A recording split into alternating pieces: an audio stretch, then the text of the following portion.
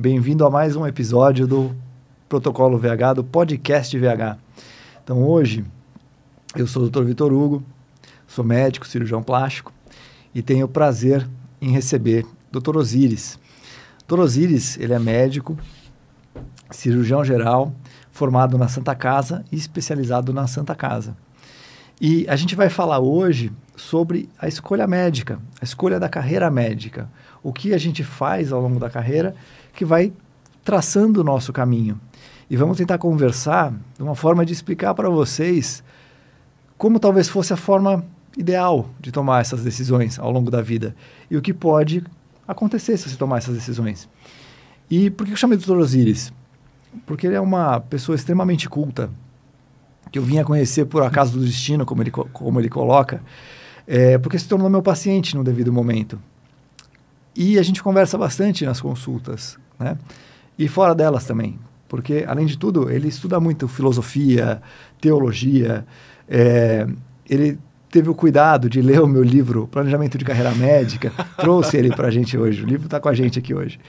Então, a gente vai conversar e tentar mostrar as escolhas diferentes que a gente tomou ao longo da vida.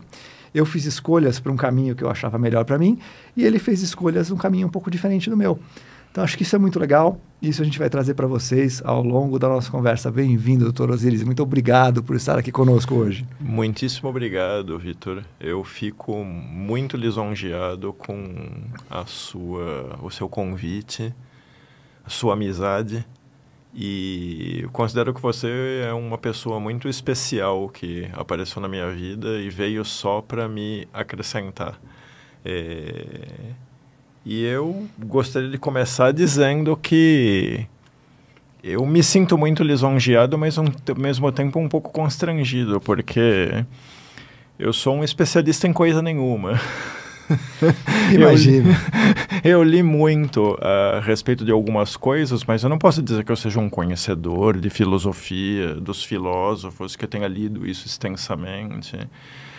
Eu tenho as minhas pinceladas, porque por um monte de circunstâncias, pelo fato de que eu sou um sujeito que sempre privilegiou um aspecto intelectual da vida, eu sempre gostei muitíssimo de ler.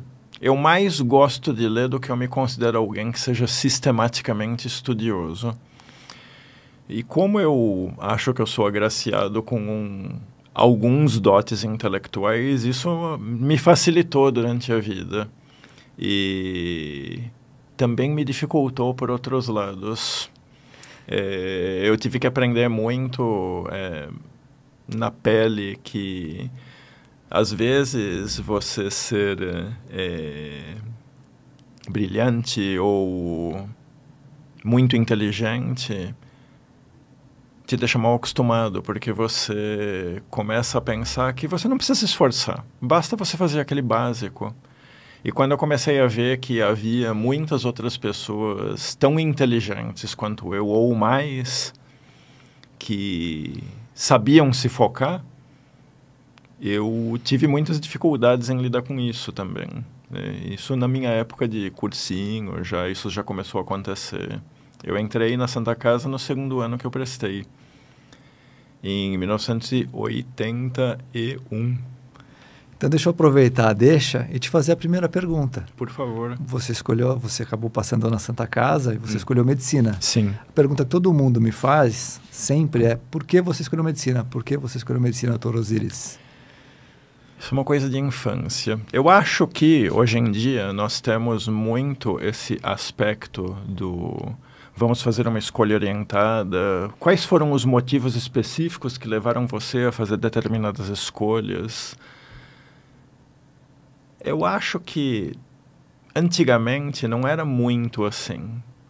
Você não tinha uma... As pessoas antigamente não casavam por amor, por exemplo.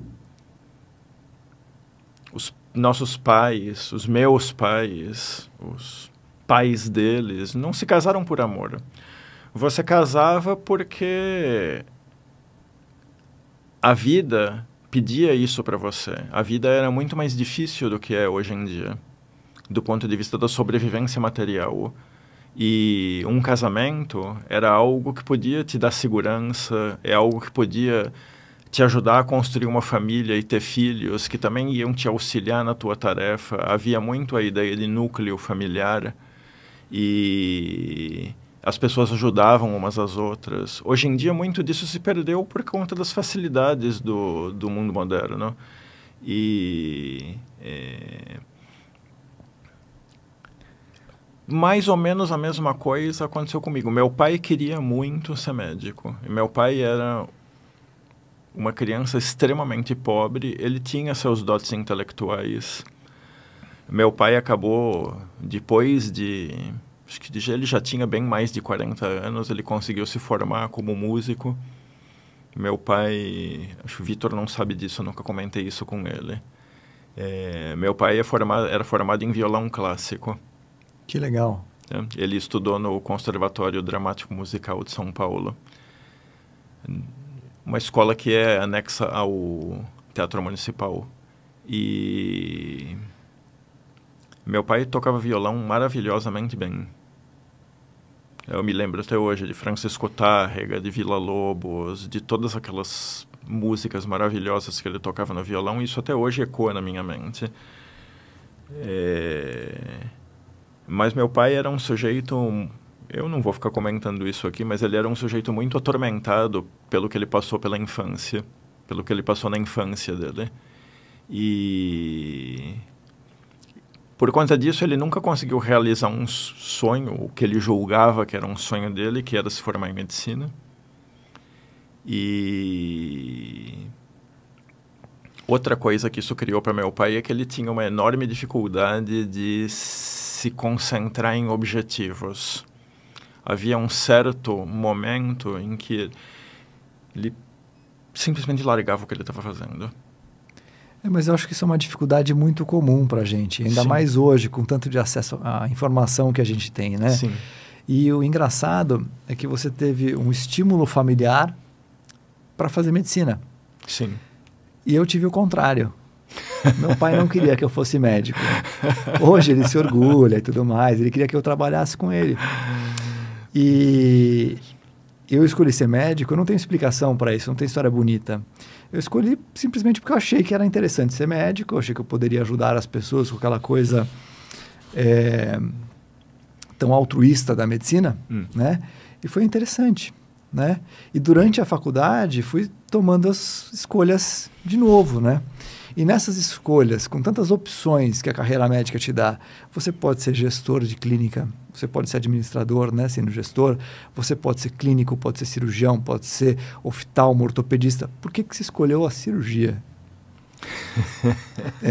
Perguntas difíceis. Eu não fazia hoje. a menor ideia de por que é que... Eu não fazia a menor ideia de por que eu comecei a escolher isso.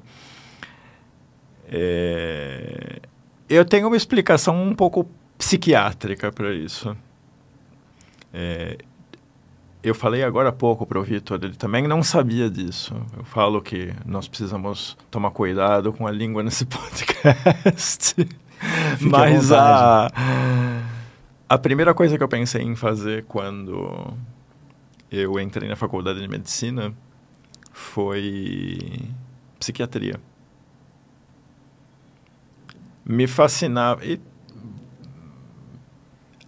os meus motivos, hoje eu vejo, eram muito óbvios. Meu pai era um sujeito muito... Sempre meu pai. Então, eu falo assim, a minha mãe me criou. Eu amo a minha mãe ardorosamente, ela está viva até hoje, eu a vi hoje. Ela tomou um tombo, eu fui ver lá em casa. Minha mãe está com 88 anos, já está muito fragilizada. Mas... é engraçado isso. Talvez a minha mãe não goste muito de ouvir isso. Mas o fato é que a influência preponderante no meu desenvolvimento do ponto de vista intelectual, e hoje em dia eu consegui me reconciliar com isso, foi meu pai. Foi meu pai que, naquela confusão toda, acabou me mostrando que a vida podia ser uma coisa cheia de opções, e opções diversas que eu podia trilhar. Mas quando você tem 18, 19 anos e entrou na faculdade de medicina, nós não temos maturidade para pensar nessas opções. E hoje em dia eu acho que eu queria fazer psiquiatria porque eu acredito que isso seja o problema de muitos psiquiatras. A gente quer se conhecer. Você acaba querendo se conhecer por meio daquela especialidade. E o que é uma ilusão, né? Na realidade, eu acho que todo psiquiatra precisa passar por análise, mas isso não é uma coisa necessária. Eu gostava muito das aulas de psicologia médica, gostava muito eu até hoje gosto muito de ciências do comportamento, né? Eu gosto muito de behaviorismo, tá? Que é uma escola de comportamento que explica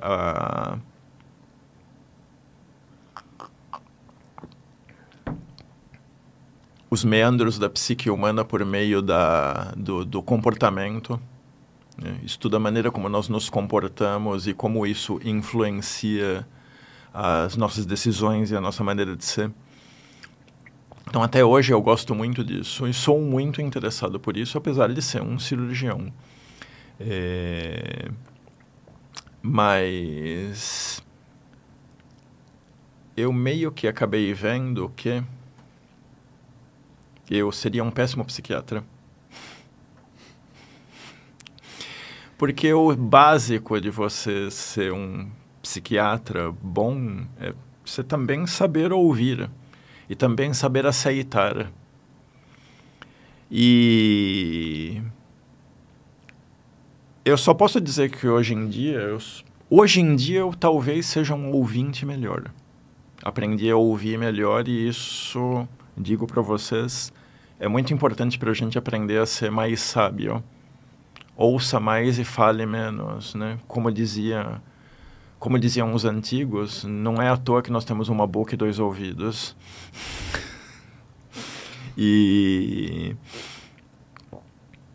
Mas me perdi um pouco. Fica tranquilo, fica tranquilo. O essencial é a gente pensar que você acabou optando, imagino eu, pela cirurgia, por aquele glamour que a cirurgia traz pra gente no momento, no ato cirúrgico. Isso eu não me perdi, não. O ato cirúrgico é espetacular, né? Mas ainda falando a respeito da psiquiatria, eu não acho que seja necessário você fazer psiquiatria para isso. Eu acho que eu seria um psiquiatra muito erudito. Porque até hoje eu leio Freud. Eu tenho um monte de livros do Freud em e-book. Li vários deles. Li várias coisas. Não li inteiro, mas eu li várias coisas da interpretação dos sonhos de Jung. Eu seria um psiquiatra com um grande conhecimento, mas eu acho que me faltava na época o ouvir, e me faltava na época, e talvez ainda me falte um pouco, e isso explica um bocado da minha escolha real, que foi a cirurgia geral. Me falta um pouco de empatia. Mas é interessante quando a gente conversa, porque a gente consegue refletir sobre a gente mesmo, né? Sim. Então, quando você para pensar um pouquinho, é interessante que você veja que alguns caminhos, algumas decisões que você tomou tem a ver com o perfil que você percebeu para você mesmo. Sim. Então, em algum momento, eu achava interessante fazer ortopedia, talvez pela doença óssea que meu pai tem, talvez pela convivência com as pessoas. O pai também, né? Sempre Sim. muito influente na nossa vida. Mas eu decidi pela cirurgia. E essa decisão foi muito óbvia para mim quando eu conheci o conceito de cirurgia, né? E logo por volta do 3º ano, quando eu tive contato com a cirurgia plástica veio para mostrar para mim que era isso que eu queria da vida. De novo, naquela coisa da escolha de pensar no que você quer fazer para sempre, né? E nessa coisa do que você quer fazer para sempre, eu adoro ter consultório. Eu gosto de conversar com as pessoas. Eu gosto de conversar com os pacientes. E por mais que eles nos acessem em horários que talvez não seja tão adequado, eu não me sinto incomodado de forma alguma. Faz parte. Faz parte do meu dia a dia. E isso foi uma outra escolha que você fez também. Você é uma pessoa que não quis ter consultório. Não quis. Você quer contar para eles por que você não quis ter consultório? Ai. Eu escolhi ser cirurgião geral porque eu era fascinado pelo ato cirúrgico, pela precisão envolvida, pelo fato de que eu sempre gostei de trabalhar com as minhas mãos. Até hoje eu gosto. E cirurgia é isso. Kidus, ergon, a força das mãos, o poder das mãos. E ainda tinha esse problema de que, bom, talvez você só... todo mundo tem essa ilusão, né, de que você só vai lidar com pacientes anestesiados, como se isso fosse verdade, né? Boa parte, antes de você botar uma pessoa na mesa e operá-la, você vai precisar conversar muito com ela. E eu descobri que, no fim das contas, eu não tinha tanta dificuldade assim de conversar com as pessoas. Muito pelo contrário, até hoje eu sou considerado um cirurgião que deslinda bem. Quando eu estava no internato, os meus professores de clínica médica falavam, o professor Minoru Koda, já falecido, Osíris, por que você vai fazer cirurgia? Porque você tem uma mentalidade de clínico, você pergunta, faz uma anamnese extremamente detalhada, faz um exame físico muitíssimo detalhado. Até hoje eu tenho um colega na Uninove, Dr. Armando Ângelo Casaroli, um abraço, Armando, foi meu chefe no Hospital do Jaçanã. E foi meu residente quando eu era interno da Santa Casa. Osíris, você não precisa escutar alvéolo por alvéolo do paciente. Armando, eu estou aprendendo. Osíris, nós precisamos tocar esse ambulatório. Armando, talvez você precise. Eu não. Um interno completamente irritante. Eu acho que hoje em dia eu... Não sei... Se tivesse um interno como eu, talvez eu ficasse com vontade de dar um tiro no sujeito. Mas vai ter vários alunos assim na Uninove. Sim. Tem muita gente que... Eu tenho um estilo de dar aula que é muito interativo. Eu chamo muitos alunos, passo muito no meio das carteiras e não me prendo muito a slides e desenrolo muito o que eu sei. E eu vejo que o que eu sei... Nossa, o que é que eu sei desse assunto mesmo? Vamos lá dar aula. Acaba já sendo uma coisa fascinante para eles. Porque o esquema básico das doenças e tudo mais funciona bem.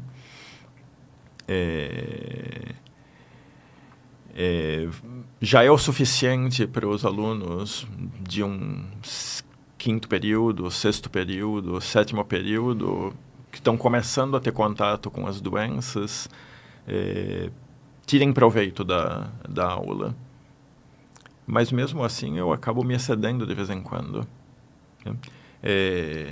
Acho que nem na residência eu tive uma aula que falava a respeito de hérnias perineais, que é uma coisa que eu nunca vi como cirurgião, mas eu falo para os alunos do terceiro, do quarto período na minha aula.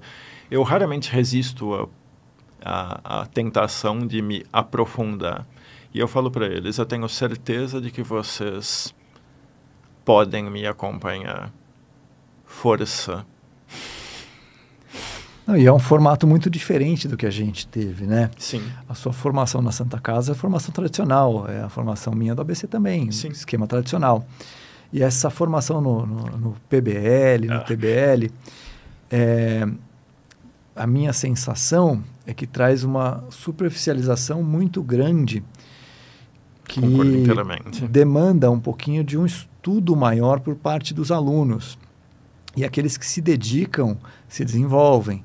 Mas eles precisam realmente de uma pessoa para guiar isso, né? Eu falei isso na semana passada para um grupo de alunos. Eu falei, não tem como numa prova de PBL, para quem não sabe, Program Based Learning,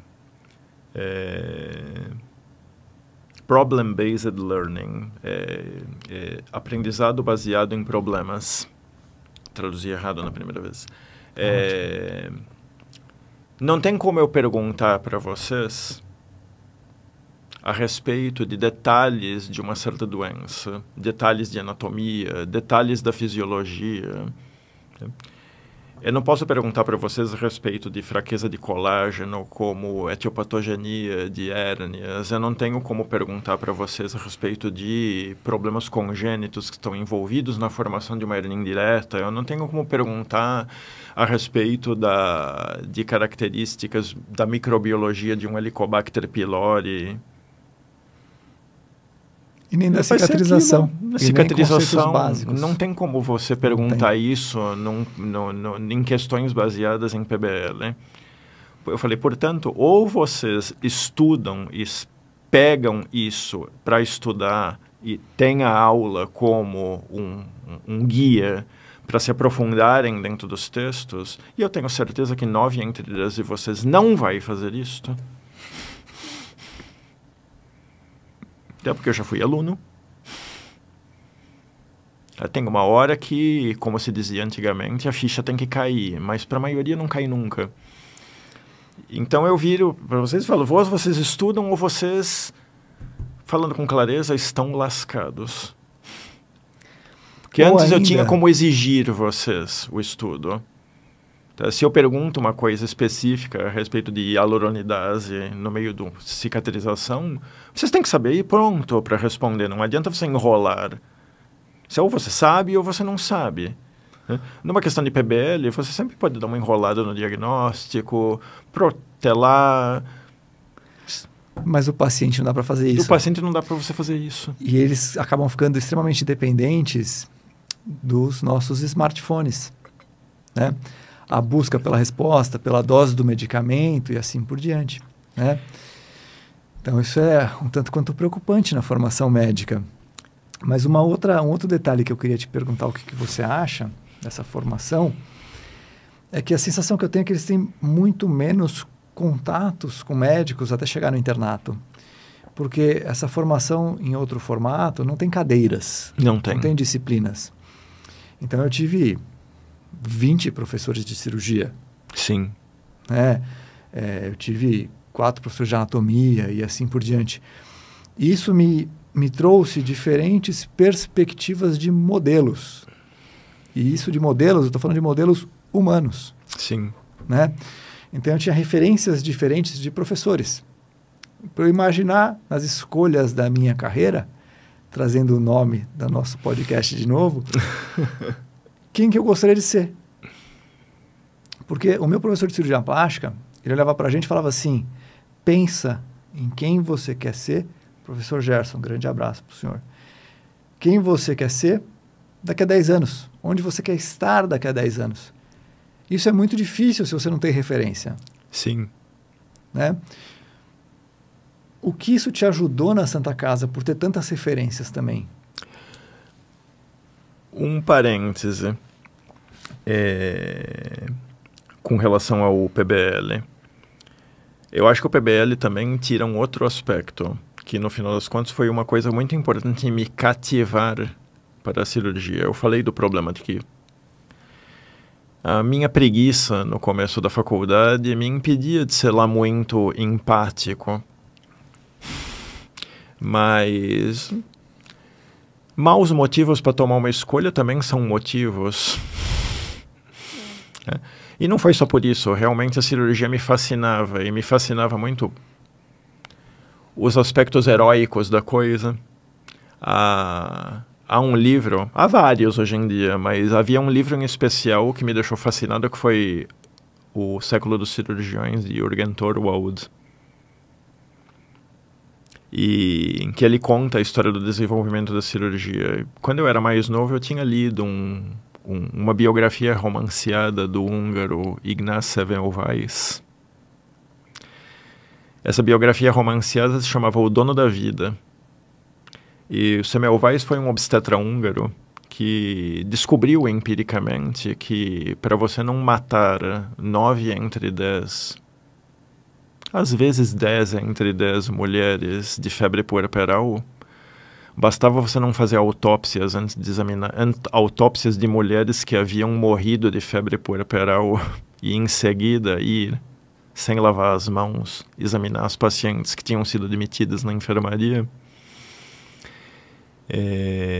E lavar as mãos entre um exame de uma paciente e de outra paciente. E o Semmelweis não conseguiu convencer, apesar dos dados dele, a comunidade médica de sua época.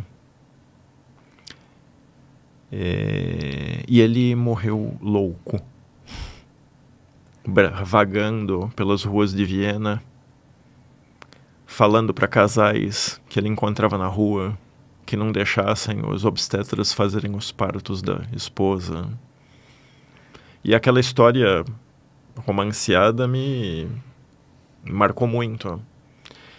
E também, isso foi obviamente um fator, né? Os livros foram um fator. Vários fatores acabaram me deixando fascinado. E o PBL mata uma boa parte desse fascínio, porque transforma tudo numa consulta de posto de saúde. E você mata o aspecto heróico, mata todo um passado que essa profissão muito antiga que a medicina tem. Eu provavelmente não vou ser muito bem visto dentro da Uninove e de repente eu posso até sofrer consequências por falar uma coisa desse, mas é a opinião de muitíssimos professores que trabalham com PBL. Mas acho que vale a pena só lembrar para os mais jovens que estão com a gente, que talvez seja o nosso público do Instagram. Nós não aprendemos desse modo. E não só isso, na verdade, a lavagem de mãos mudou a medicina. Sim. Assim como a esterilização de materiais e etc. E eles talvez não tenham ideia disso em algum momento. Sim, a história da medicina é uma coisa tão fascinante. Porque eu tive no primeiro ano. É muito interessante a história da medicina. E a gente visita museus ao longo do mundo que tem a oportunidade de ver quadros de tipos de cirurgia que os cirurgiões operavam de fraque. Sim, cartola. Cartola. As agulhas ficavam presas na aba da cartola. Pois é, coisas que hoje são absurdamente impensáveis, né? Sim. Então a gente tem essa chance de compartilhar com eles esse conhecimento. Não é uma crítica ao método, é pensar que os métodos eles podem ser unidos, na verdade. Sim, na realidade as coisas não precisam ser escolhidas. O PBL tem seus méritos. Porque o que a gente pensava, junto com o professor Gerson, na Faculdade de Medicina de São Caetano, na USCS, pensava, porque eu deixei de atuar lá desde o final do semestre passado, que a gente tinha que oferecer para os alunos uma base da cirurgia em aulas que não davam para ser feitas nem em TBL nem em PBL. E depois disso a gente aprofundava e trazia outros conhecimentos com temas que fossem possíveis em ser feitos dessa forma. E a sensação que a gente tem é que os alunos tinham um aprendizado interessante. E eu brincava na faculdade, inclusive sempre brinquei, que eles não tinham anatomia. Isso dificultava muito o conhecimento cirúrgico. Sim. Então, a gente começava as nossas cirurgias, as nossas aulas e as cirurgias que a gente fazia nos animais com o conhecimento básico de anatomia, que é interessante e que é mandatório, porque a anatomia é a base de tudo. Sim. E eu falo isso sempre para eles. A anatomia é uma coisa absolutamente fascinante. E imprescindível. E até hoje está evoluindo. Existe a noção de que a anatomia é algo estático. Não é. Não é. Até hoje se desenvolvem novos modelos de como os órgãos se relacionam, de como as estruturas se relacionam umas às outras. Existe progresso dentro da topográfica. Os novos métodos de imagem contribuem para uma nova compreensão das relações anatômicas. Então, não é uma ciência estática. Talvez ela seja uma ciência que evolui menos do que outras, tá? Porque ela tem um aspecto estático em si mesma, que faz parte da natureza da anatomia. Mas isso não a limita. Isso é uma característica dela. Tá? E a evolução ainda existe, o progresso ainda existe. Mesmo a dissecção Existem na nossa congressos, época. sim. Na nossa época, a dissecção de cadáveres em formol, hoje os cadáveres com glicerol é completamente diferente. Sim. A conservação é outra, a identificação de estruturas é outra. Sim. Cadáveres frescos também é uma coisa que se perdeu por um tempo e está cada vez menor. Eu tive umas histórias arrepiantes a esse respeito, um tempo atrás, na Uninove. Substituindo por mesas de 3D, que são ótimas, não estou criticando a evolução tecnológica. É que eu acho que pôr a mão na massa, sentir a anatomia na realidade dela é diferente. Sim. Né? E isso vai nortear as nossas escolhas também. Porque quando você tem um curso de cirurgia que traz um formato com pessoas que te estimulam a ser cirurgiões, faz toda a diferença na escolha. Sim. E pessoas que eram completamente crentes na clínica médica e tinham esse caminho para a clínica médica, podem acabar escolhendo uma cirurgia, uma ginecologia obstetrícia, umas áreas cirúrgicas, por várias razões. Né? E cada um vai fazer a sua escolha. Geralmente é o internato que faz a gente maturar essa capacidade, né? Eu vejo hoje em dia que a anatomia, já no primeiro e no segundo ano, já havia plantado em mim uma coisa que não havia. Eu não posso dizer que eu tenha sido um aluno brilhante em absolutamente coisa nenhuma no começo da faculdade, porque eu estava fascinado demais pelo que estava acontecendo comigo.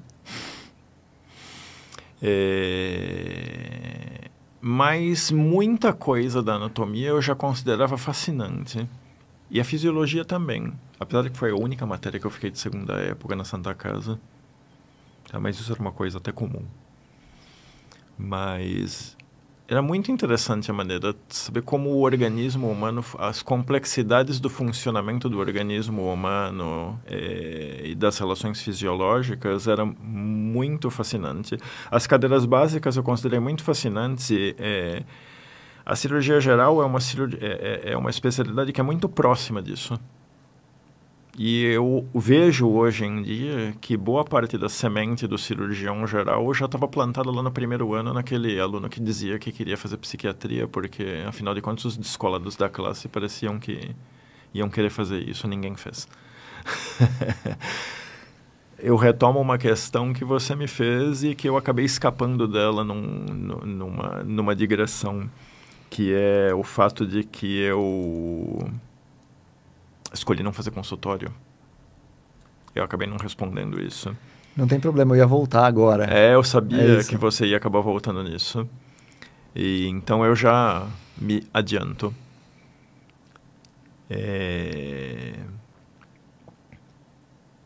Eu tinha uma certa ideia, e essa ideia teve as suas desvantagens e as suas vantagens no decorrer da minha vida, de que isso é uma coisa difícil, tá? Porque a medicina é uma coisa muito absorvente, que nos toma muito tempo. Você se tornar médico, você se manter como médico é algo que, de um modo inerente, toma muito tempo.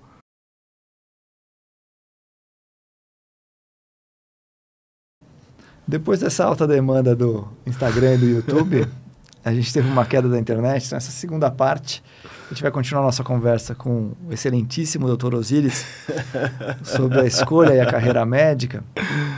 E ele estava comentando para a gente agora há pouco por que ele teve a escolha de continuar a vida dele nos plantões e não fazer consultório médico. Então, Dr. Osiris, está de novo com a palavra, fique super à vontade. Muito obrigado, Vitor. Eu estava comentando que eu queria que a medicina fosse uma das coisas da minha vida, e não o que ela costuma ser, que é a vida da pessoa. Eu queria que ela fosse mais uma vida. Eu sempre tive muitos interesses diferentes. Música, literatura, cultura. Eu gosto de arte. E eu gostava de gastar meu tempo com essas coisas. Eu achava que essas coisas eram a minha vida. E não a minha profissão. É uma coisa completamente esquisita para um sujeito que estava começando a seguir curso de medicina nos anos 80 e que estava começando a exercer. a cirurgia a partir do começo dos anos 90 é uma maneira completamente esquisita de pensar. Porque naquela época não se refletia muito a respeito dessa espécie de coisa, quais são as minhas escolhas. As coisas, como eu disse no começo, a respeito, por exemplo, dos casamentos antigos, as coisas eram feitas meio no automatismo. As pessoas simplesmente começavam a trabalhar um monte, se enchiam de trabalho, acabavam pegando uma clínica e trabalhando para alguém, e pegando plantão aqui, ali, até acharem um ponto em que elas estavam mais ou menos acomodadas nas suas escolhas e aquilo gerava uma quantidade suficiente de receita para elas e elas iam tocando a vida dessa maneira. E isso para mim parecia muitíssimo pobre. Eu não queria encaixar a minha vida nesse esquema. E um dos esquemas era o consultório. Todo mundo falava, não, porque o consultório tem que ser o seu futuro. Eu falava, por quê? Eu achava que todo médico eu acho que boa parte dos médicos acham que a coisa mais chata que tem, principalmente porque você está extremamente cansado quando você começa a fazer ele ambulatório. Tem ambulatório hoje, todo mundo coloca a mão na cara. Mas acho que isso é uma visão do cirurgião, né? A coisa era pior. Acho que a coisa... de repente pode ser. A coisa era pior na Santa Casa, porque você fazia ambulatório normalmente no seu pós-plantão, depois que você enfrentava 24 horas no pronto-socorro da Santa Casa, que era uma versão ligeiramente piorada do quarto círculo do inferno. Mas deixa eu aproveitar essa oportunidade para fazer um comentário sobre a sua percepção. Você tem ideia do quão atual é essa sua percepção? Sim. Por que eu estou falando isso? Porque a gente é de uma época, eu sou um pouquinho mais novo, mas o médico vive a medicina e faz isso da vida. Sim. Se dedica, a faculdade já é integral, não é Sim. à toa que é integral, porque a gente precisa de muito conhecimento para poder exercer. Então não é fácil ser médico. E depois disso toda a demanda vem nas suas costas, porque Sim. você tem uma responsabilidade muito grande. E os mais jovens, qual é a atualidade da sua conversa? Os mais jovens, eu vejo muito isso. Não, Vitor, eu quero trabalhar de terça a quinta para poder ir para a praia de sexta a segunda e aproveitar a minha vida, ou viajar, ou fazer outra coisa. E eu acho justíssimo. E o médico demorou muito tempo para perceber isso. Sim. E você percebeu isso na década de 80. Olha que diferente. Com consequências, né? Sempre houve consequências. Sim. Eu sabia que eu não ia ficar rico. E qual a consequência disso? Conta pra gente. Eu sei de cirurgiões que ganham 250 mil reais por mês ou 300 mil reais por mês. Mas são cirurgiões que de repente marcam uma hemipelvectomia para o sábado à noite. E eu não sei por que é que eles têm apartamentos de 250 ou 300 metros quadrados, ou 400 ou 500, dá para andar de bicicleta dentro do apartamento. Se eles não vão lá para lá nunca. Então, assim, para que se faz as coisas? Tudo é acessório. Na realidade, a vida dessas pessoas é a profissão delas. E eu não queria que isso acontecesse comigo, porque eu não queria. Eu queria cuidar dessas outras coisas. Eu achava até que essas outras coisas eram mais importantes do que a medicina na minha vida.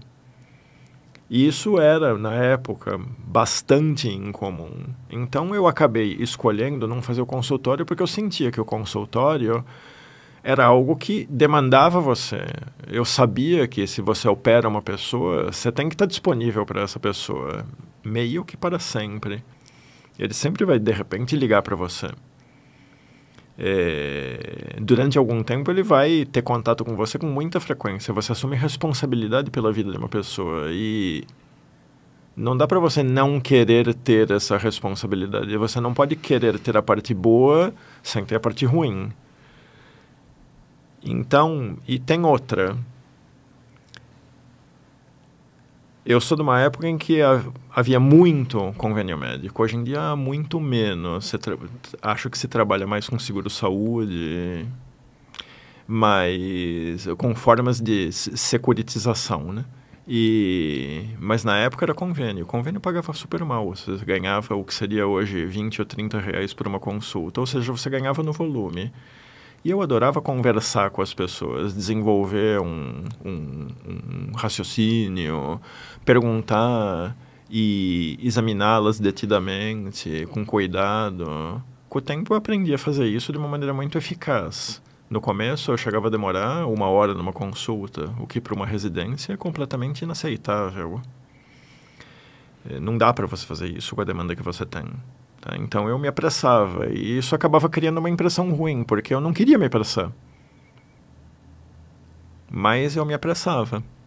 Então isso acaba criando uma impressão ruim da medicina de consultório. A demanda da época do INAMPS, depois Sistema Único de Saúde, acabava fazendo você ter uma impressão muito ruim a esse respeito. E juntando todos esses fragmentos, falei, eu não quero ter consultório para virar um escravo do consultório.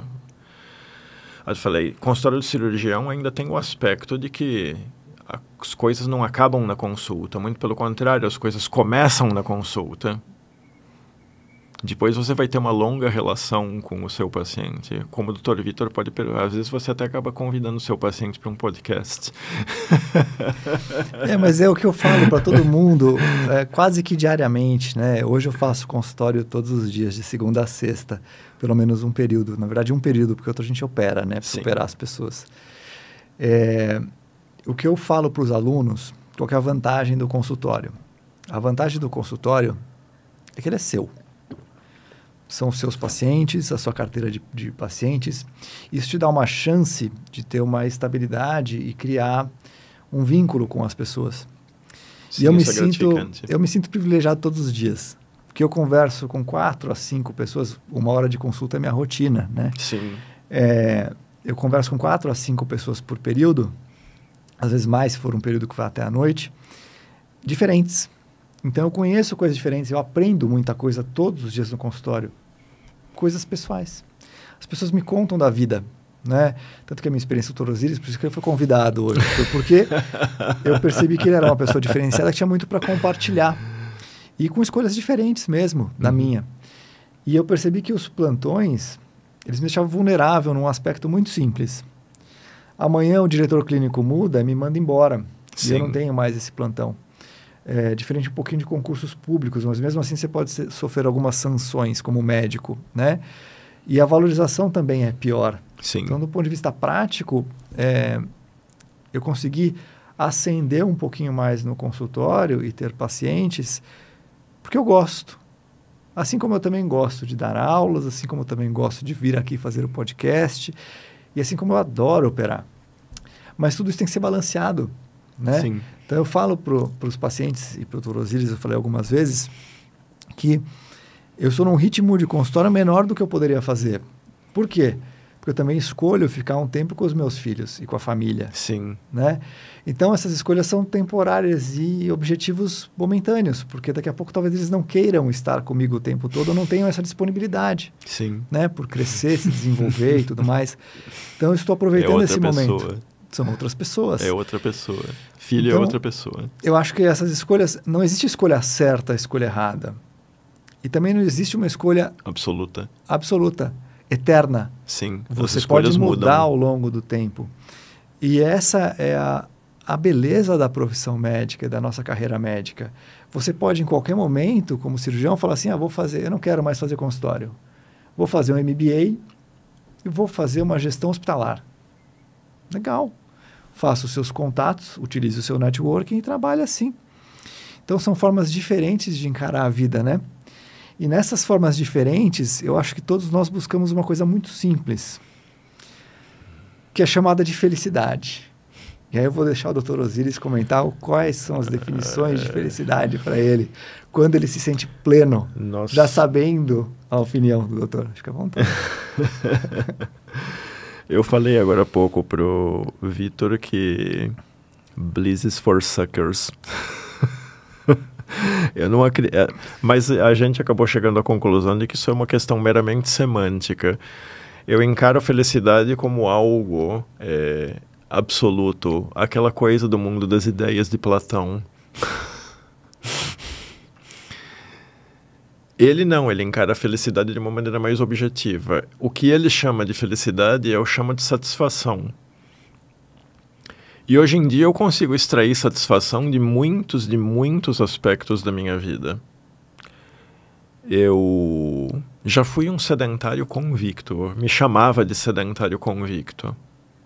Eu já pesei com a minha altura, eu sou alto, tenho 1,88 m. Eu já cheguei a pesar 98 quilos. E era banha.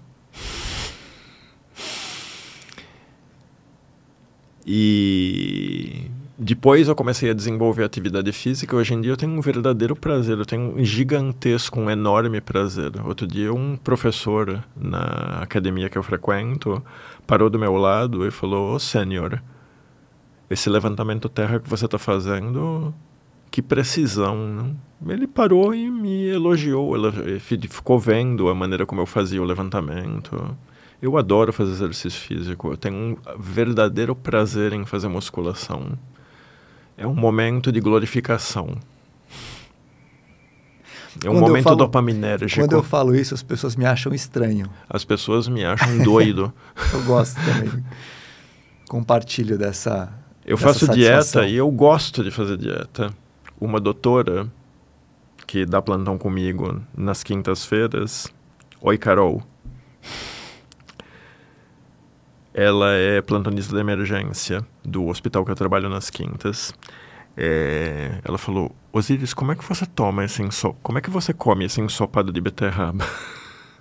Eu faço acompanhamento nutricional para potencializar a minha musculação. E para facilitar a minha vida, eu preparo marmitas com a nutricionista. E a minha alimentação básica do dia a dia são as marmitas. E eu aprendi a ter um enorme prazer com isso e a apreciar o quanto eu estou trabalhando ao fazer isso para atingir uma meta de emagrecimento, de força física e de aspecto e de beleza física mesmo. Eu não posso dizer que eu sou um sujeito bonito, eu tenho o espelho em casa e eu sei que eu não sou. Mas do pescoço para baixo a gente sempre pode melhorar muito. E eu aprecio muito o progresso que eu consigo ter.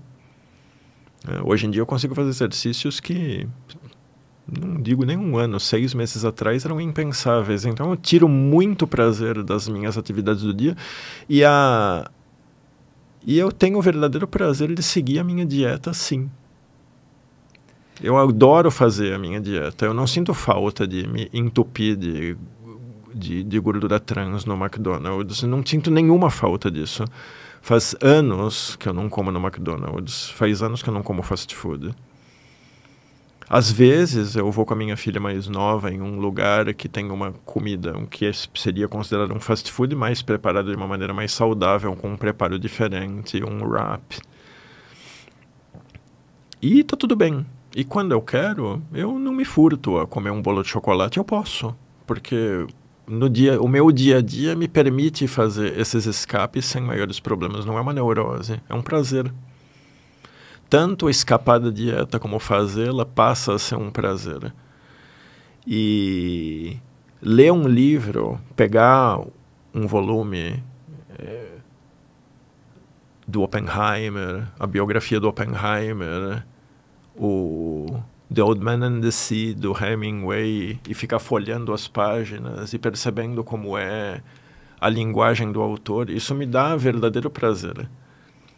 E escutar uma música que eu não escutava há muito tempo, e que eu falava, nossa, mas como eu adorava essa música, fazia tanto tempo que eu não escutava.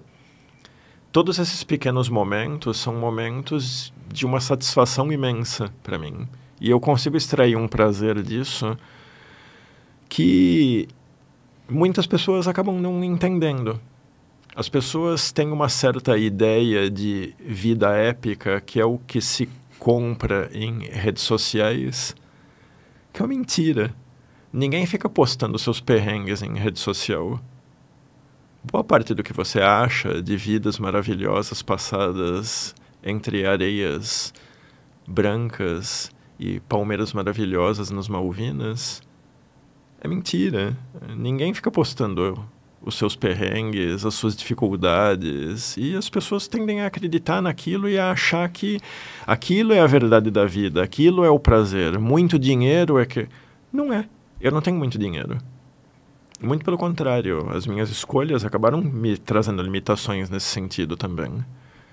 O que não me impede de verdadeiramente apreciar a vida, os momentos e curtir de verdade a minha filha. A minha filha fez 18 anos agora. Eu falei para ela quando ela fez 18 anos em janeiro: você não precisa mais ir com o papai no final de semana.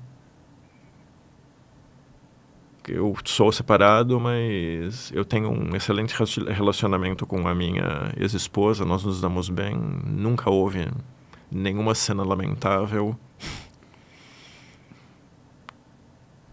Obrigado por tudo, Eliane. E obrigado pelas filhas que você me deu. A Lívia virou para mim e falou: mas eu quero continuar aí, papai. De vez em quando ela ainda me chama de papai, apesar de eu ter feito 18 anos. Mas é isso que eu quero desmistificar com os jovens.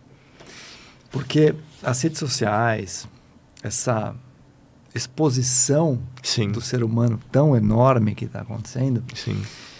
ela dá a impressão que ser bem-sucedido é estar o tempo todo no exterior, Sim. comprando roupas e bolsas caras e ostentando e coisa do tipo. Não que eu não goste dessas coisas, lógico que eu gosto, todo mundo gosta, quem que não gosta? Eu gosto. Mas a felicidade está nos pequenos momentos. Por isso que eu gostei também dessa parte do seu depoimento. Eu comentei anteriormente, tudo que eu faço eu gosto.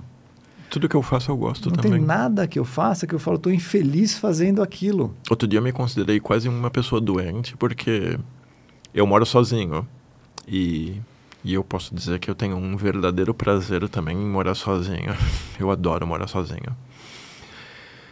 Mas eu tava limpando a casa, e sem brincadeira, que eu tava curtindo limpar a casa. Aí eu falei, nossa, eu acho que eu tô ficando uma pessoa doente, né? Se eu falar que eu tô curtindo limpar o chão da casa e passar pano no chão, as pessoas vão falar, esse cara é doido, entra ele num hospício, que é melhor, por favor, tira ele da minha frente logo de uma vez, que ele tá me irritando. Mas eu acho que esse é um caminho natural de quem gosta do trabalho manual. Porque a gente trabalha com as mãos. Eu, na minha casa, gosto de fazer a manutenção das coisas. Eu tenho prazer em fazer as coisas, deixar tudo direitinho do meu jeito, né? Lógico que nem sempre no dia a dia é possível e tal. Sim. Mas eu acho que a gente podia fazer mais uma reflexão interessante, já que temos a sua presença ilustre hoje aqui. Já que a gente pensou agora o que traz momentos de alegria para a gente, que pode ser satisfação, pode ser felicidade, sim, pode tanto definir faz. como você é mera preferir. semântica. Mas eu acho que para gerações mais novas, porque a gente que já está numa fase da carreira que a gente já fez as nossas escolhas, né? Você teria alguma forma de falar para eles assim, como você poderia pensar nas suas escolhas para ter sucesso? E dá para definir sucesso?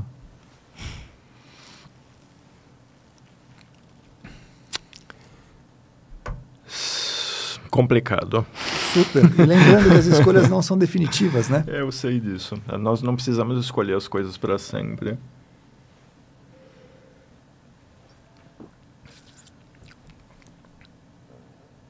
O sucesso é uma espécie de praxeologia. É praxe as pessoas considerarem sucesso certas coisas. E eu não acho que se eu me considero um sucesso, as pessoas olhariam para mim e falaram, não, esse velhote aí é um fracasso. Ele não tem dinheiro, ele não é famoso, ele não tem projeção dentro da profissão dele. Ele vive da plantão. Então, pelos critérios que normalmente se consideram que seria ser uma pessoa de sucesso, eu não sou. Mas aquela pergunta simples, né? Você pode achar que pelos padrões da sociedade você não é. Sim. Mas você criou suas filhas, tem essa relação ótima da filha querer ir com você, apesar de já ter feito 18 anos. A mais velha também gosta muito de mim. Poxa, para mim, isso é sucesso. Sucesso não é o que as pessoas medem. Sim, sucesso é o que você mede. Sucesso é o que você considera importante. Então, o cuidado que eu sempre peço para as pessoas é que não considerem importante coisas vazias que você vai atingir e não vai ter mais o que fazer. Sim. Então, a criação dos filhos, o relacionamento familiar, fazer o que gosta. Então, eu te considero uma pessoa de sucesso por tudo isso. Por tudo, eu acho que essa ideia de sucesso levada por condicionantes externos sempre é um perigo e eu não considero que isso seja uma desculpa. Eu não preciso eu estou numa fase da minha vida que eu não preciso mais fornecer desculpas nem para os outros nem para mim mesmo. E eu posso me dar o luxo de ser dolorosamente sincero comigo mesmo. Existem coisas que eu gostaria que fossem melhores. Eu acho que todo mundo tem. Eu também. E mais o que eu faço hoje em dia é atuar no sentido de tentar corrigir essas coisas. Então, eu poderia ganhar mais? Poderia.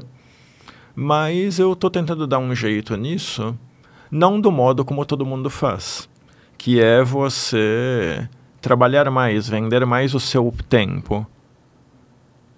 Eu não quero vender mais o meu tempo porque tempo é vida e eu não quero vender minha vida. Então,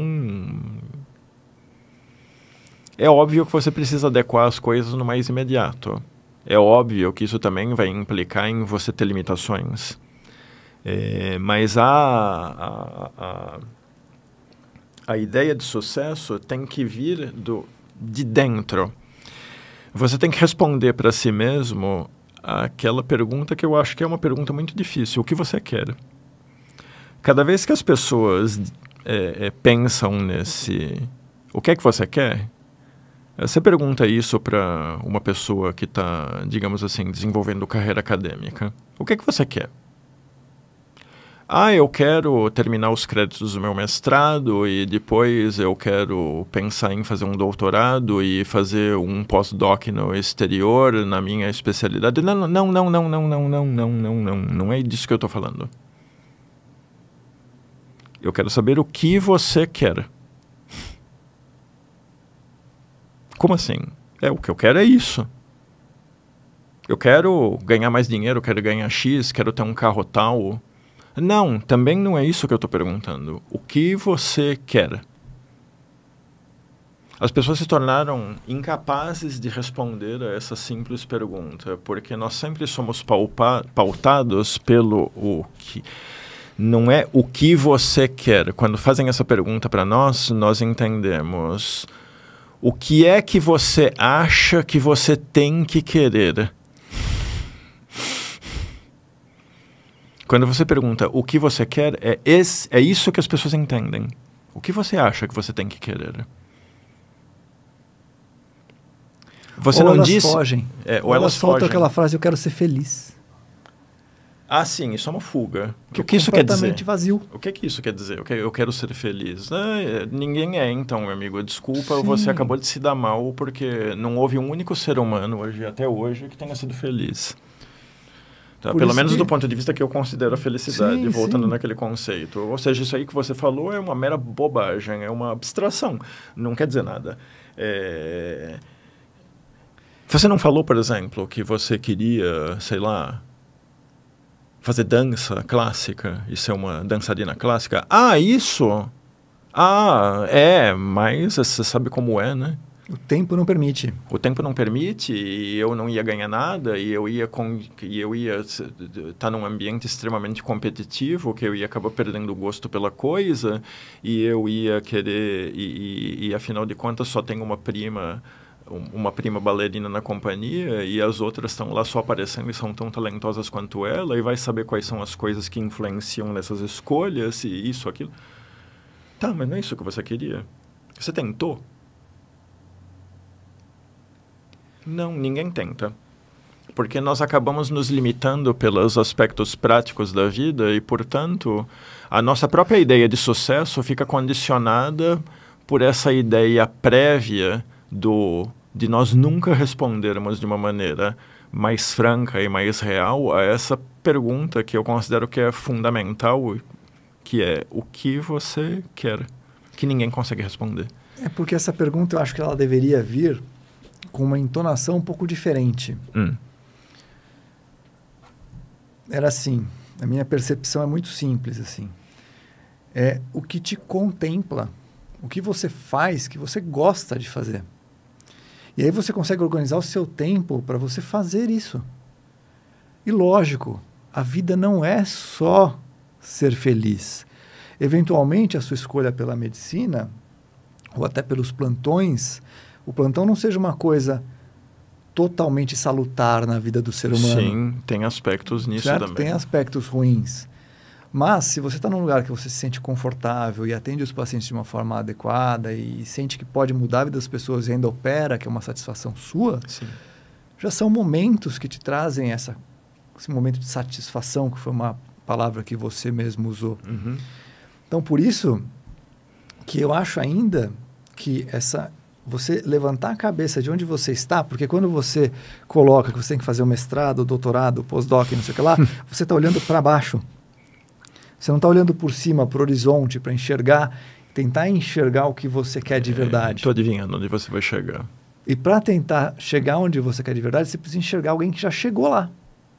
Sim, exemplos são importantes. Então, é de novo aquela história dos exemplos na faculdade, né? Por isso que a coisa que mais me chamou a atenção nessas faculdades novas foi a condição da mentoria. Sim. De ter alguém para te exemplificar alguma coisa, para te contar que aqueles caminhos que se bifurcam na sua frente, essa porta que se abre para um lado e para o outro, e você tem que escolher, que ela pode ser muito interessante se tiver alguém que já passou por situações parecidas. E em todas as áreas isso existe.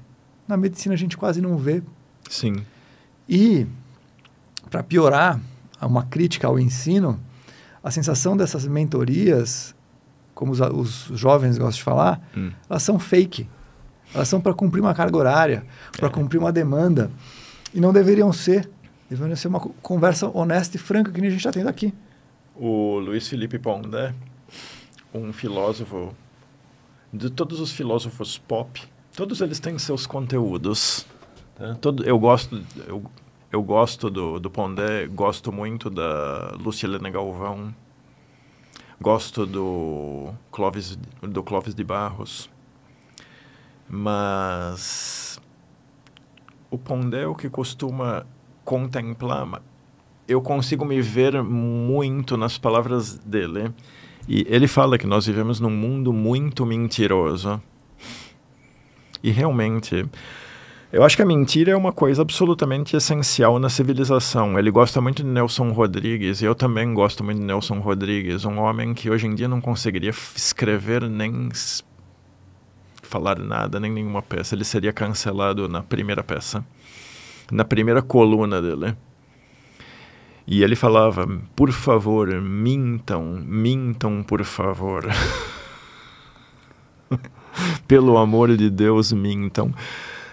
Ele está certo do ponto de vista de que a mentira é, a rigor, uma acomodação necessária. Ela é o lubrificante que faz com que o motor da sociedade não funda. É absolutamente necessário que a gente minta no dia a dia, não para enganar os outros, mas para usar isso como um lubrificante de todas as nossas relações sociais. Infelizmente, nós somos como somos e nós temos que lidar com isso. Mas, por outro lado, a mentira também deve ser mantida sob rédea curta. E eu acho que hoje em dia ela mordeu as rédeas, cortou-as e está solta. Então nós mentimos além da conta e além da necessidade em muitas questões e o tempo inteiro. Há algum momento em que a gente precisa, em algum momento alguém fica cheio e de repente solta uma verdade. É o diabo leve, eu vou falar isso aqui, dane-se se não gostarem. É isso. E aquela pessoa naquela hora parece um sol brilhante no meio da escuridão. É um defeito na nossa sociedade que as coisas precisam ser desse modo. Devia haver alguns foros em que a verdade fosse algo que não parecesse incorreto. E eu tenho a impressão que as nossas... Já é difícil, eu já acho cruel nós termos que, com 16 anos, 17 anos, decidir algo que vai nos acompanhar pelo resto das nossas vidas. Já tem o seu aspecto cruel nisso. A vida antes era cruel de outras maneiras. Hoje em dia ela é cruel dessa.